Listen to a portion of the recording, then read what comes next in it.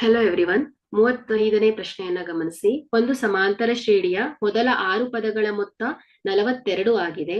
ಶ್ರೇಣಿಯ 10ನೇ ಪದ ಮತ್ತು 30ನೇ ಪದಗಳ ಅನುಪಾತ 1:3 ಆದರೆ ಶ್ರೇಣಿಯ 13ನೇ ಪದವನ್ನ ಕಂಡುಹಿಡಿಯಿರಿ.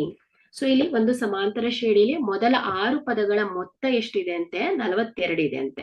ಹಾಗಾದ್ರೆ ಇಲ್ಲಿ ಎಸ್ 6 ಅಲ್ವಾ? ಎಷ್ಟಿದೆ? 42 ಇದೆ.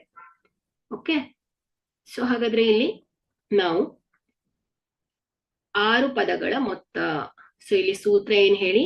ಮೊತ್ತದ ಸೂತ್ರ n/2 into 2a plus n-1 into d is equal to ಎಷ್ಟಿದೆ ಹೇಳಿ? 42 ಇದೆ.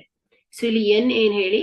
6 ಪದಗಳು. ಸೊ ಹಾಗಾಗಿ 6 divided by 2 into 2a plus 6 minus 1 5t is equal to 42.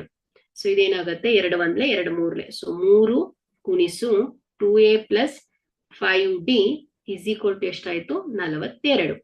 So 2a plus 5d is equal to ಏನಾಗುತ್ತೆ ಹೇಳಿ?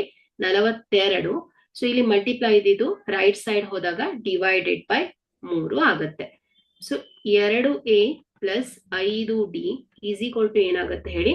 ಸೊ ಇಲ್ಲಿ 3 1 3 3 4 12. Okay, so 14 ಆಗತ್ತಲ್ವಾ? ಸೊ ಇದನ್ನ ಸಮೀಕರಣ 1 ಅಂತ ತಗೊಳ್ಳೋಣ. ಸೊ ಅದೇ ರೀತಿಯಾಗಿ ಮತ್ತಿನ್ನೇನ್ ಹೇಳಿದ್ದಾರೆ ಮಕ್ಕಳೇ? ಶ್ರೇಣಿಯ 10ನೆಯ ಪದ ಮತ್ತು 30ನೇ ಪದಗಳ ಅನುಪಾತವನ್ನ ಕೊಟ್ಟಿದ್ದಾರೆ ಅಲ್ವಾ? ಸೊ ಹಾಗಾದ್ರೆ ಇಲ್ಲಿ 10ನೆಯ ಪದ ಮತ್ತು 30ನೆಯ ಪದ, ಸೊ ಇದರ ಅನುಪಾತ ಏನಿದೆ ಹೇಳಿ? 1:3 ಇದೆ. ಸೊ ಹಾಗಾದ್ರೆ ಇಲ್ಲಿ ನಾವು 10ನೆಯ ಪದವನ್ನ ಎ ಮತ್ತು ಡಿ ಫಾರ್ಮ್ ಅಲ್ಲಿ ಬರೆದಾಗ a plus 9d divided by 30ನೆಯ ಪದ ಏನ್ ಹೇಳಿ? a plus 29d is equal to ಎಷ್ಟಿದೆ? 1/3 ಅಂತ ಹೇಳ್ತಾ ಇದ್ದಾರೆ. ಸೊ ಈಗ ಇದನ್ನ ಸಿಂಪ್ಲಿಫೈ ಮಾಡಿ ಕ್ರಾಸ್ ಮಲ್ಟಿಪ್ಲೈ ಮಾಡಿದ್ರೆ 3 ಗುಣಿಸು a plus 9d is equal to ಏನ್ ಹೇಳಿ? a plus 1 into a plus 29d ಅಲ್ವಾ? ಸೊ ಈಗ 3 ಗುಣಿಸು a 3a plus 9 3 27d is equal to a plus 29d ಆಯ್ತು. ಸೊ ಇಲ್ಲಿ ನಾವು ಸಜಾತಿಯ ಪದಗಳನ್ನ ಒಂದ ಕಡೆ ತಗೊಂಡ್ರೆ 3a minus a is equal to ಏನಾಗುತ್ತೆ ಹೇಳಿ? 29d minus 27d. So 3a minus a ಏನ್ ಹೇಳಿ? 2a is equal to 29d minus 27d ಅಂದ್ರೆ 2d ಆಗತ್ತೆ. ಸೊ ಇಲ್ಲಿ 2 2 ಹೋದ್ರೆ a ಇಸ್ ಈಕ್ವಲ್ ಟು ಏನಾಯ್ತು ಹೇಳಿ? d ಆಯ್ತು. ಅಂದ್ರೆ a ಎಷ್ಟಿರತ್ತೋ dನು ಅಷ್ಟೇ ಇರತ್ತೆ ಅಂತ ಆಯ್ತು. ಸೊ ಈಗ ನಾವೇನ್ ಮಾಡೋಣ? ಈ ಒಂದು a ಈಕ್ವಲ್ ಟು d ಅನ್ನ ಸಮೀಕರಣ 1ರಲ್ಲಿ ಆದೇಶಿಸೋಣ ಮಕ್ಕಳೇ.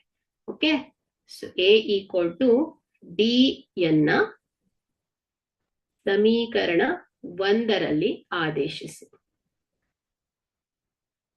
ಸಮೀಕರಣ 1 ಏನ್ ಹೇಳಿ? 2a plus 5d is equal to 14.